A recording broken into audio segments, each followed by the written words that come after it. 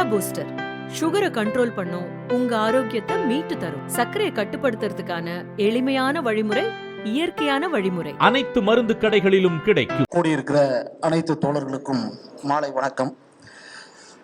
பெரியாரை தூற்றும் தமிழின துரோகிகளும் பெரியாரை போற்றும் தமிழ் தேசியவாதிகளும் என்கிற தலைப்பில்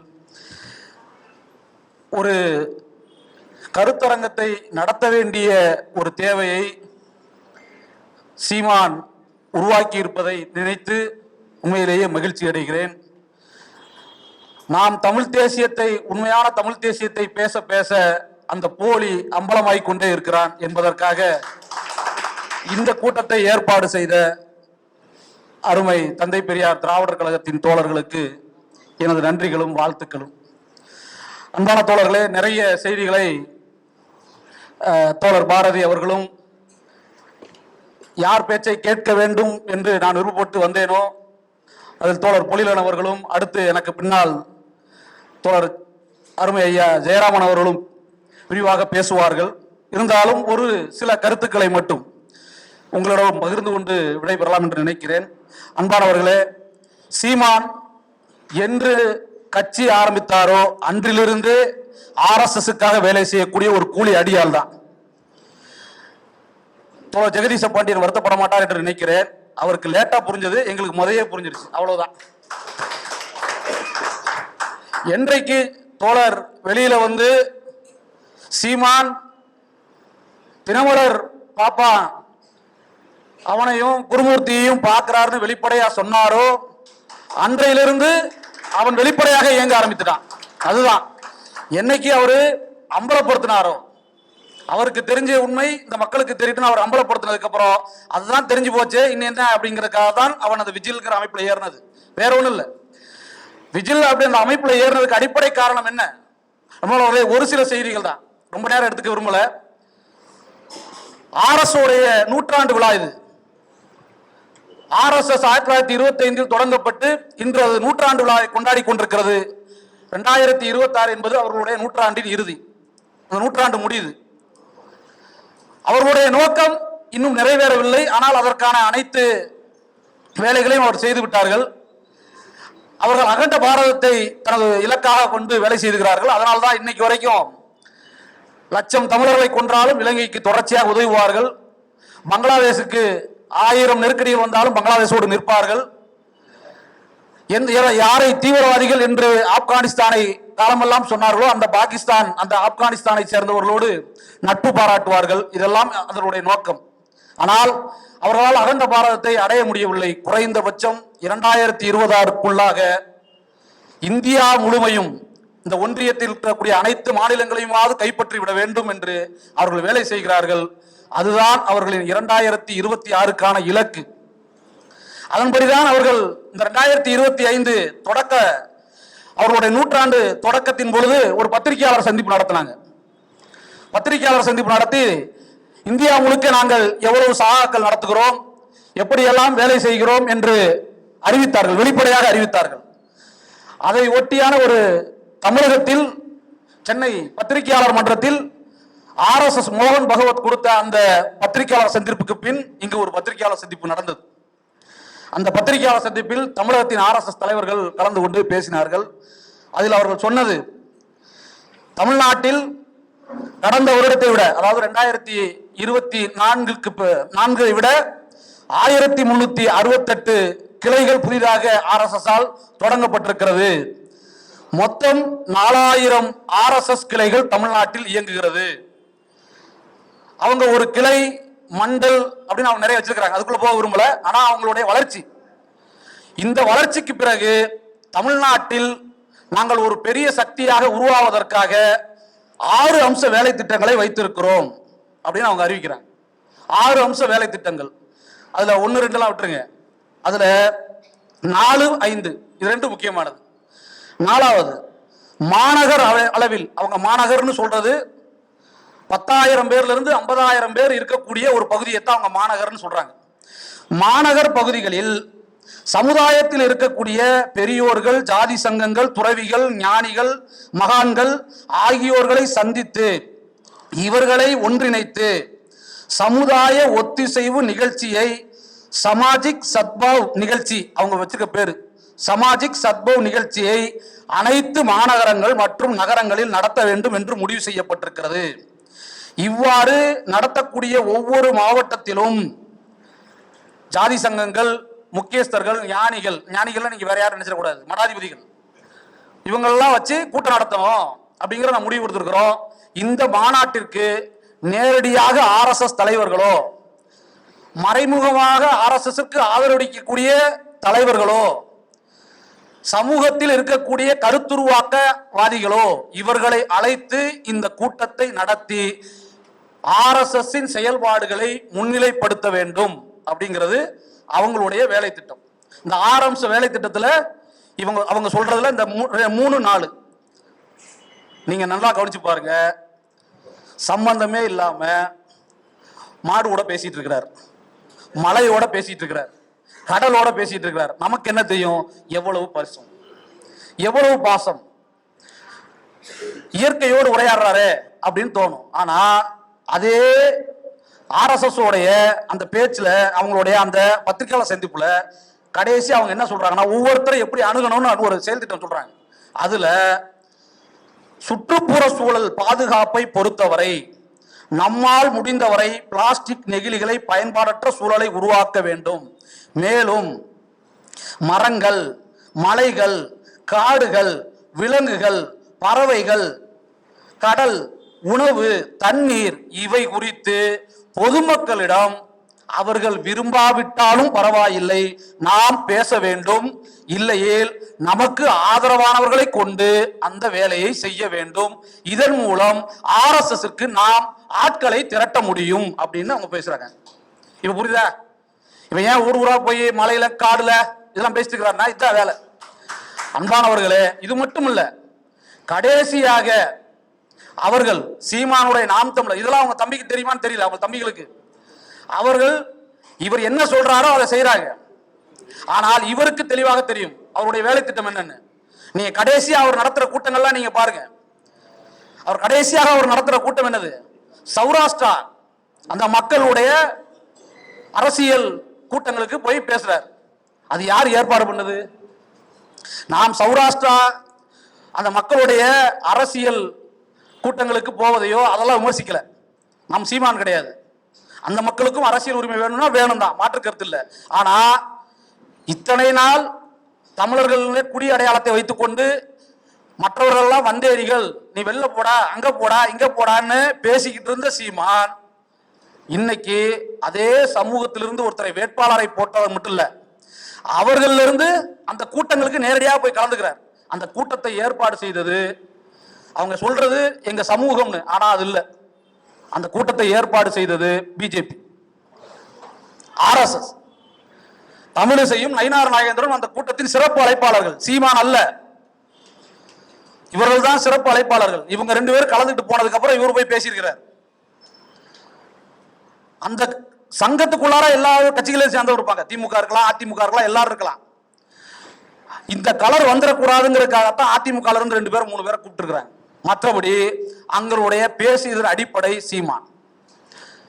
RSS கொள்கை தென் தமிழகத்தை எப்படியாவது கைப்பற்றிவிட வேண்டும் என்பதற்காக தேவேந்திர குல வேளாளரை நீ தேவேந்திரன் நான் நரேந்திரன் சொல்லி உசுப்பேத்தி பட்டியல் வெளியேற்றம் என்கிற அவர்களுக்கு ஒவ்வாத ஒரு கோரிக்கையை அந்த மக்களுக்கு புரியாத வண்ணம் பேசி அவர்களை வெளியேற்றி அதன் மூலம் மிகப்பெரிய செல்வாக்கை அந்த சமூகத்திடம் பெற்றுட வேண்டும் என்பதற்காக.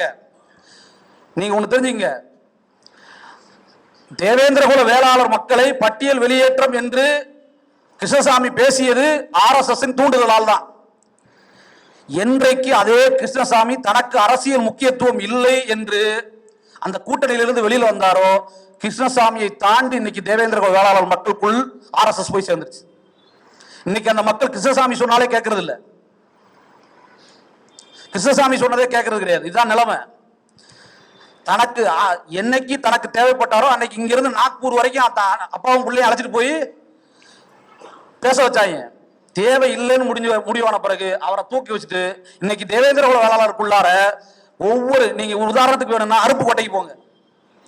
அருப்புக்கோட்டைக்கு போனீங்கன்னா இமானுவேல் சேகரன் ஒரே ஆர்ச்சி ஒன்று இருக்கும், அதுக்குள்ளார போய் பாருங்க, ஞாயிற்றுக்கிழமை சாகாக்கள் நடக்கும். சாகாக்கள் நடக்கும். இன்னும் எந்தெந்த ஊர்ல என்ன நடக்குன்னு துல்லியமா சொல்ல முடியும், நேரம் இல்லை. அந்த பட்டியல் வெளியேற்றத்த அரசியலை சீமான் தனது தீர்மானமாக போடுறார். தீர்மானமாக போடுறார்.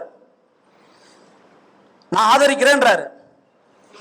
மகாத்மா காந்தி ஊரக உடல் வேலை வாய்ப்பு திட்டம், 100 நாள் வேலை வாய்ப்பு, அந்த திட்டத்தை எப்படியாவது கைகளை விட்டு, என்ன வேலைக்கு ஆள் கிடைக்க மாட்டேங்கிறான், அதானிக்கும் அம்பானிக்கும் ஃபேக்டரியில வேலை செய்யறதுக்கு ஆள் கிடைக்க மாட்டேங்கிறான், இவன் 100 நாள் வேலை திட்டத்துக்கு போயிடுறானே அப்படிங்கிறதுக்காக அதை தூக்குவதற்கு 125 நாட்களுக்கு ஒரு திட்டத்தை கொண்டு வர போறேங்கிற பேர்ல இந்த திட்டத்தை காலி செய்யக்கூடிய வேலையை அவன் செஞ்சான்னா, நம்மால் போய் மகாத்மா 100 நாள் வேலை திட்டத்தையே வேண்டான்றோம் நாங்க அப்படின்னு சட்டையை முடிக்கிட்டு பேசிட்டு இருப்பார். நீங்கள் எதையெல்லாம் ஆர்எஸ்எஸும் பிஜேபியும் திட்டங்களாக வழிமொழிகிறதோ இவர் வேற பேர்ல அதை சொல்லுவார். இன்னும் சொல்ல போனா அதை தமிழ் படுத்தி சொல்லுவார். தொடர்ச்சியாக இதே வேலை செய்யறாரு. இது யாருடைய வேலை திட்டம்னா, இது ஆர்எஸ்எஸ் கொடுத்த அந்த 5 அம்ச வேலை திட்டத்தில் 6 அம்ச வேலை திட்டத்தில் உள்ளது. அதைத்தான் இன்னைக்கு சீமான் செஞ்சுட்டே இருக்கிறார். இதை தாண்டி நீங்க ஏதாவது கேட்டீங்கன்னா அவர் பதில் இருக்காது. காமெடியா சிரிச்சுட்டு இல்ல கோவப்பட்டு நீங்க ஏதாவது ஒன்று கேளுங்களேன், ரொம்ப ட்ரிக்கா ஏதாவது கேள்வி கேட்டீங்கன்னு வச்சுக்க, உடனே போயின்றவர் நம்ம ஏதோ பெரிய அண்ணன் ஏதோ கோவப்பட்டார் போல கிளம்பி வந்துருவாங்க. நம்ம பத்திரிகையாளர்கள் என்ன பண்றோம், நீ கோவப்படு, கத்து, சிரி, எந்த மாதிரி பண்ணு, நான் கேட்ட கேள்விக்கு பதில் எங்கன்னு திரும்ப கேட்டாங்கன்னா தம்பி தெரியாம சொல்லிட்டேன்பான்னு விட்டு போயிடுவான். அப்படிப்பட்ட ஆளு. ஆனா நம்மளால என்ன பண்றாங்கன்னா, இவன்கிட்ட போயிட்டு எதுக்கு எச்சி துப்புற மாதிரி காய்ச்சி கச்சின்னு கத்திக்கிட்டே கிடக்கான், இவன் மாதிரி ஏன் நிக்கணும் நம்மளால வெளில வந்துடுறாங்க.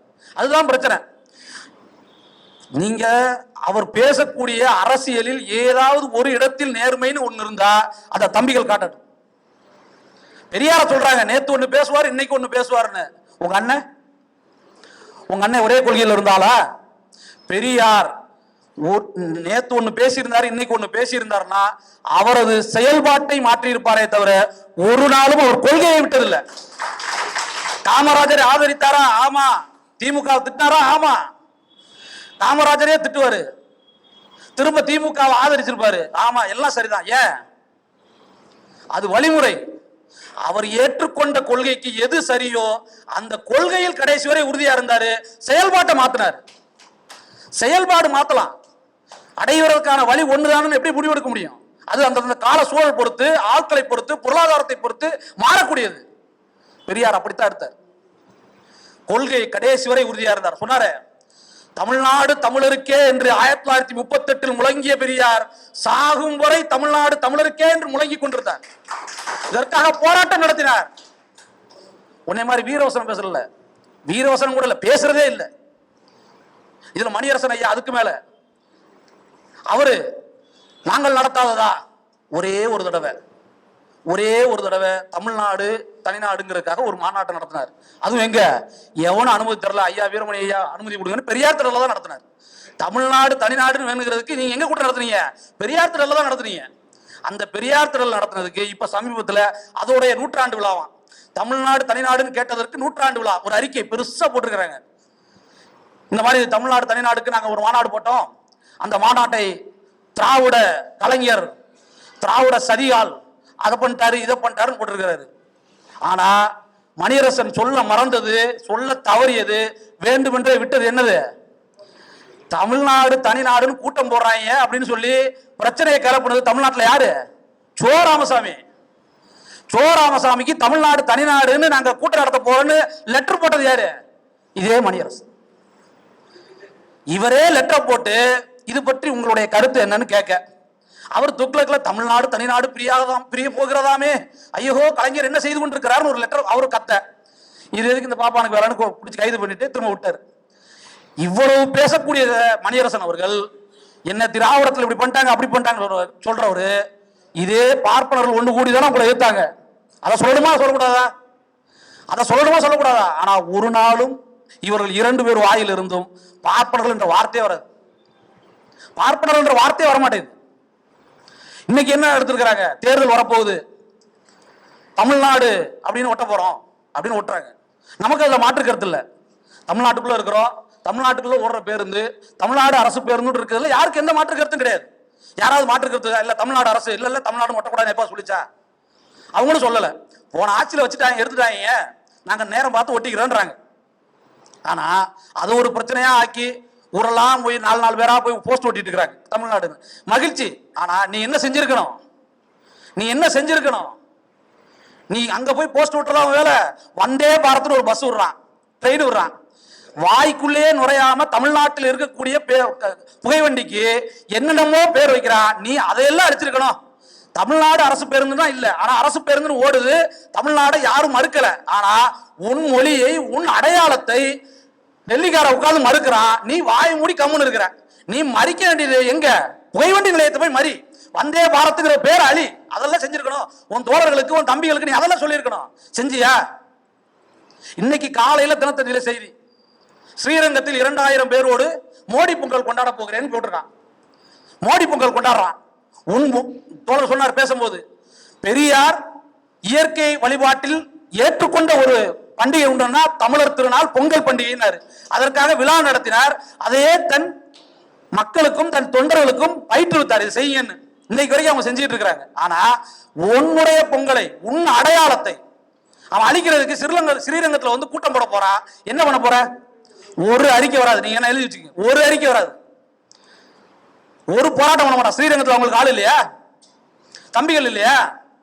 இருக்கிறாங்க. ஒருத்தன் போராட்டம் பண்ணான், ஒருத்தன் கூட என்ன கேட்க மாட்டான். சமீபத்தில் கீழடி ஆய்வு அறிக்கையின் மீது இதுல வந்து எங்களுக்கு உடன்பாடு இல்லைன்னு சொல்லி ஒன்றிய அரசு திரும்ப அனுப்புது, பார்ப்பன திமிரோடு அனுப்புது. நீ என்ன பண்ணிருக்கணும்? 2009 நாங்கெல்லாம் காங்கிரஸ் எதிர்த்து பிரச்சாரம் பண்ணும் பொழுது தண்ணியை போட்டு நம்மால் சொல்லுவாரு, என்னோடு மட்டும் 100 பேர் இருந்தால் தம்பி நான் என்ன செய்திருப்பேன் தெரியுமா அப்படிப்பாரு. இன்னைக்கு 1,00,000 பேர் இருக்கிறான். உண்மையில இருக்கிறாங்க, தோழர்கள் இருக்கிறாங்க, மறுக்கிறதுக்கு இல்ல. என்ன பண்ணீங்க? ஒண்ணும் பண்ணல. உன் மொழியை அழிக்கிறான், உன்னுடைய பண்பாட்டை அழிக்கிறான், உன்னுடைய கலாச்சாரத்தை அழிக்கிறான், உன் பொருளாதாரம். முந்தானாத்து அவங்களுடைய அமைச்சரவை கூட்டம், ஒன்றிய அரசுடைய அமைச்சரவை கூட்டம், அமைச்சரவை கூட்டத்தில் டெக்ஸ்டைல் துறைக்காக 18,000 கோடி மானியம் கொடுக்கிறோன்னு அறிவிக்கிறான். டெக்ஸ்டைல் தொழிற்சாலைக்கு 18,000 கோடி PLI ஸ்கீம் மானியம் கொடுக்கிறோன்னு அறிவிக்கிறான். 18,000 கோடியை 32 நிறுவனங்களுக்கு பிரிச்சு கொடுக்குறான்னு சொல்றான். ஒரு தமிழ்நாட்டு நிறுவனம் கிடையாது, ஒரு தமிழ்நாட்டு நிறுவனம் கிடையாது. கோயம்புத்தூர் தமிழ்நாட்டின் டெக்ஸ்டைல் ஹப், திருப்பூர், எவ்வளவு பேர் இருக்கிறோம்? தமிழ்நாட்டை புறக்கணிக்கிறீங்க. செமிகண்டக்டர் துறையில் 64 நிறுவனங்களுக்கு மானியம் கொடுக்குறீங்க. ஒன்றிய அரசு மானியம் கொடுக்குது, ஒரு தமிழ்நாட்டு நிறுவனம் கிடையாது. தமிழ்நாடு உருவானது, தமிழ்நாடு பொருளாதாரத்தில் தன்னிறைவாக இருப்பது என்பது தமிழ்நாட்டு மக்களின் உழைப்பால் வந்தது, ஒன்றிய அரசால் இல்ல. இதை தெரிஞ்சுதான் பெரியார் அன்னைக்கே வடவன் எதிர்ப்பு போராட்டத்தை நடத்தினார். சொன்னாரு 150 நாள் போராட்டம் நடத்தினாரு. அவருக்கு தெரியும் இந்தியா என்பது ஒரு பார்ப்பன பனியா நாடு அப்படின்னு. இவன் பார்ப்பானுக்கும் பனியாவுக்காகத்தான் வேலை செய்வான்னு அன்னைக்கு முடிவெடுத்தாரு. அதன் தொடர்ச்சியாகத்தான் இன்னைக்கு வரைக்கும் நம்மள அது போராடுறோம். அப்போ நீ என்ன பண்ற? உன்னோட பொருளாதாரத்தை அழிச்சவனோடையும் சேர்ந்துக்கிற, உன்னுடைய மொழியை, உன்னுடைய இனத்தை, உன்னுடைய வரலாறை மாற்றி திருத்தி எழுதக்கூடியவங்க கூடயும் கைகோர்த்துக்கிற. இந்த கடப்பாறையை கொண்டு நீ திராவிட கடப்பாறையை உடைப்பேங்கிற போது நாங்க எப்படி சும்மா இருக்க முடியும்? எப்படி சும்மா இருக்க முடியும்? உன்னுடைய இலக்கு என்ன? பிஜேபி கூட கால் நக்கி விட்டோம்னா எப்படி இந்த தேர்தலை நம்ம ஜெயிக்க வச்சிருவான்? 8% ஓட்டுங்கிறது 10% ஓட்டு வந்துடும். இதை வச்சு இன்னும் கொஞ்சம் பேரம் பேசலாம் நீ நினைக்கிற. உன்னுடைய நினைப்பு ஒரு நாளும் நடைபெறாது. நினைச்சுக்க. ஈரோட்ல இடைத்தேர்தலில் நின்னதே 2 பேர் தான். திமுக நிக்குது, எதிர்கட்சி யாருமே நிக்கல. ஓடுனதே 2 பேரு, அதுல கூட வரல அவரு. ஆனா நீ நினைக்கிற இந்த தேர்தல் 2026 தேர்தலில் இந்த தேர்தல் ஆணையத்தின் மூலம் பிஜேபி நமக்கு ஏதாவது சப்போர்ட் பண்ணும், நம்ம 8% ஓட்டுக்கு மேல வாங்கிடுவோம், விஜய் வந்தாலும் நமக்கு எந்த பாதிப்பு இல்லைன்னு காட்டிடலாம் நீ நினைக்கிற. ஒரு நாளும் கருப்பு சட்டை இருக்கிற வரைக்கும் அது நடக்காது. கண்டிப்பா தெரிஞ்சு வச்சுக்க. உன்னை ஓட ஓட விரட்டுறமா இல்லையான்னு பாரு. உனக்கு ஏற்கனவே டெபாசிட் கிடைக்காது, இப்போ என்ன கிடைக்காதுன்னே தெரியாது. சின்ன சின்ன பசங்களை விட்டு ஒரு விவாதம் அவங்க பேசுறாங்க, யாரும் தெரியல, தோழர் மைனர் தான் நினைக்கிறேன். அவர் ஏதோ சொன்னதுக்கு ஜனநாயக ரீதியாக பேசுங்கள், நீங்க ரொம்ப ஜனநாயகம், உங்க அமைப்புல இருந்து ஒருத்தர் வெளியில வந்துட்டாரு, அவர் இந்த கூட்டத்தில் கலந்துக்கிறாருன்னு அவர் பேரை போட்டு கண்ணா அப்படின்னா எழுதுறாங்க. நீ ஜனநாயகத்தை பத்தி பாராட்டுற, உனக்கு மைனர் தான் சரி, உனக்கு மனோஜ் தான் சரி, அவங்க செய்யறதுதான் சரி. என்ன பண்ணுவ நீ? இப்போ அவங்க ஏதாவது நீ சொல்லாத சொல்லிட்டாங்களா? நீ சொல்லாத, நீ செய்யாத ஏதாவது ஒன்று சொல்லிட்டாங்களா? நீ என்ன பண்ணையோ அதைத்தான் சொன்னாங்க. நீ சொல்ற மாதிரி சொன்னாங்க, அவ்வளவுதான், வேற ஒண்ணும் இல்லை. உன் தம்பிகள் என்ன சொல்றாங்களோ அதை சொன்னாங்க, அவ்வளவுதான். உன் மொழியில உனக்கு புரியணும், உனக்கு புரியணும் இல்ல, நம்ம வாட்டு பேசிட முடியாதுல்ல, அவனுக்கு எப்படி புரியுமோ அப்படி பேசினா தானே புரியும். அப்ப அப்படி பேசிட்டாங்க. இப்போ ஐயோ துயோன்னு கத்திட்டு இருக்கிற, எப்போ நாங்க மட்டுமே நீ பெரியார திட்டுவ, நாங்க மட்டுமே ஐயோ திட்டாங்களே திட்டாங்க கத்திட்டு இருப்போம். இப்ப நீ கத்து, எங்களுக்கு சந்தோஷமாக இருக்கிறது, நாங்கள் சிரிக்கிறோம். உனக்கு என்ன பிரச்சனை? இப்போ நீ விவாதம் வச்சா விவாதம் வை. ஒரு கேள்வி பதில் கேட்கிறாங்க புதிய தலைமுறையில இடும்போன கார்த்திகிட்ட, அவரு விஜயன் தான் நினைக்கிறேன், அவர் தான் கேட்கிறாரு நினைக்கிறேன். அவர் கேட்கிறாரு, இந்திய தேசிய தமிழ் தேசியத்திற்கு முதன்மை எதிரி இந்திய தேசியமா தமிழ் தேசியமா திராவிடமான்னு கேட்கிறாரு. இந்திய தேசியம் தான் அப்படிங்கிறாரு. அப்ப நீங்க எதிர்த்து யாரை எதிர்த்து சண்டை போடணும்? இல்ல திராவிடத்தை எதிர்த்துக்கிறாப்ல. ஏய் வேற, நாங்கதான் நேரடியா பார்த்துட்டு இருக்கோம். முதன்மை எதிரின்னு அவர் தான் சொல்றாரு. அந்த கட்சியில முதன்மை எதிரி இந்திய தேசியம் தான்றாரு. சொல்லிவிட்டு யாரை எதிர்க்கணும்? அது திராவிடத்தாக பயிற்றுவிக்கப்பட்டது அப்படி இருக்கு. இவர்களை திட்டி ஒன்றும் பிரயோஜனம் இல்லை. உன்னை அம்பலப்படுத்துவதுதான் எங்க வேலை. நீ நினைச்சிட்டு இருக்க, நான் சொல்றேன் திரும்பியும். ஈரோட்டில் அவன் கூட சொன்னான் போல ஒரு பேட்டியில சொல்லிடுறான், இந்த மாதிரி பெரியாரை ஆதரிச்சு ஓட்டு கேட்டவங்களுக்கு 200 ஓட்டு தான் வாங்கினாங்க அப்படின்னு நக்கலா சொல்லியிருக்கிறாப்ல. நாங்கள் ஓட்டு கேட்க வேண்டும் எடுத்தது, நாங்க ஓட்டு வாங்கி எம்எல்ஏ ஆகணும் இல்ல, உன்னை ஓட்டாண்டி ஆக்குறதுக்காகத்தான். எங்களுடைய வேலை முடிஞ்சு, நீ முடிஞ்ச எங்களுடைய வேலையும் முடிஞ்சு. நீ திரும்ப அதே எண்ணத்தோடு தமிழ்நாடு முழுக்க நிக்க போற. தமிழ்நாடு முழுக்க நீ எங்கெங்கெல்லாம் நிக்கிறியோ அங்க உன்னை டெபாசிட்ல எதுவுமே வாங்க முடியாம ஓட ஓட விரட்ட போறோம். அதுதான் எங்களுடைய அடுத்த வேலை. நீ இன்னொன்னு என்னன்னா, சீமானை எதிர்த்து நம்ம சண்டை போட்டு இருக்கும்போது இந்த பிஜேபி RSS எல்லாம் அப்படி பரவாயில்ல, நம்மளை இது அவங்களுடைய வேலையை தான். அவர்கள் ஏன் இதை ஒரே ஒரு முடிச்சிடுறேன் தோழர், அவங்களுடைய எண்ணமே பெரியாரை இகழ்ந்து பெரியார் சிலையை உடைப்பேன்னு ராஜா பேசும்போது தமிழ்நாடே கொந்தளிச்சது. தமிழ்நாடே கொந்தளிச்சது. ராஜாவுக்கு எதிராக நடிகர் சிம்புல்லாம் கொந்தளிச்சு எழுந்துட்டாப்ல. அப்போ பாப்பா ஒருத்தன் பெரியார திட்டினா அது வேற மாதிரி ரியாக்ட் ஆகுதுங்கிறதுக்காக தான் இந்த நாயை கொண்டு வச்சிருக்காங்க. இந்த அரசியல் எங்களுக்கு புரியாதல இல்ல, இந்த அரசியல் எங்களுக்கு புரிஞ்ச அரசியல் தான், நாங்கள் பார்த்த அரசியல் தான், இந்த சதியை தெரிந்த அரசியல் தான். என்னைக்கு நாங்க இந்திய அழிக்க போகும்போது அன்னைக்கு நீங்க மண்ணெண்ணை தூக்கிட்டு வந்து இந்திய எழுத்து திரும்ப நாங்க தார ஊத்துனா நீங்க மண்ணெண்ணை ஊத்துனீங்களோ அதே ஃபார்முலா. நீங்களும் மாறல, நாங்களும் மாறல, மறந்துடாத. அதனாலதான் சேர்த்துட்டாப்ல பாருங்க பேரை. மாப்போசி ஐயா இருக்கிறாரு, இங்க ஒரு அவர் ஒருத்தர் இருக்கிறாரு, 3 பேர் வச்சிருக்கிறாங்க. அதனால நீ எந்த ஃபார்முலால வந்தாலும் சரி, எங்களுடைய இலக்கு இந்த தமிழ்நாடு தான். இதை எதிர்த்து நீங்க யார் வந்தாலும் சரி, எப்படி வந்தாலும் சரி, அவர்களையும் ஓட ஓட விரட்டுவோம். தமிழ்நாடு தமிழருக்கே. தலைவர் தந்தை பெரியார் வாழ்க வாழ்க வாழ்க.